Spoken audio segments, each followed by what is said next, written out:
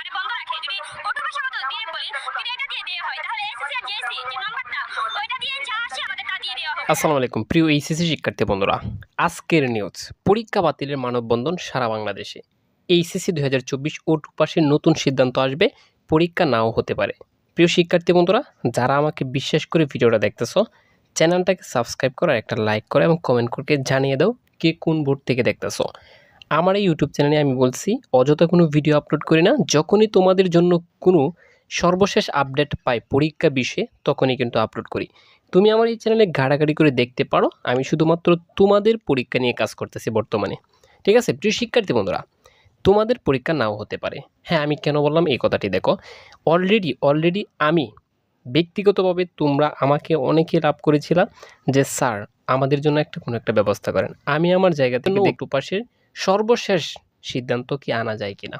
প্রিয় শিক্ষার্থী বন্ধুরা, তারই প্রেক্ষিতে তোমাদের আন্দোলন শুরু হয়ে গেছে। আজকে সিলেট, মাধবদী এবং প্রত্যেকটা স্থানে প্রায় 10 থেকে 12টা স্থানে মানববন্ধন হয়ে গেছে অলরেডি। এখন পরীক্ষা দিবা নাকি অটো পাস দিবা তোমার হাতে। আমি বলছি তুমি তোমার স্থান থেকে তুমি প্রতিবাদ তোলো যে আমরা পরীক্ষা দিব না, আমাদের মন মানসিকতা নেই। আমি তোমাদের বিষয়টা বুঝি। এই আন্দোলন, এই অনেক কিছু করার পরও, অর্ধেক পরীক্ষা দেওয়ার পর মন মানসিকতা নেই বললেই চলে, যেহেতু আমরাও পরীক্ষা পার করে আসছি। প্রিয় শিক্ষার্থী বন্ধুরা, আমি জানি তোমাদের অবস্থা।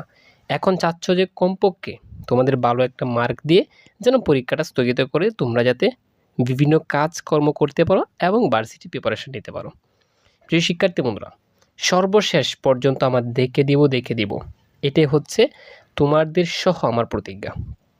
কি করতে হবে? সবাইকে আন্দোলনে নামতে হবে, তবেই সম্ভব।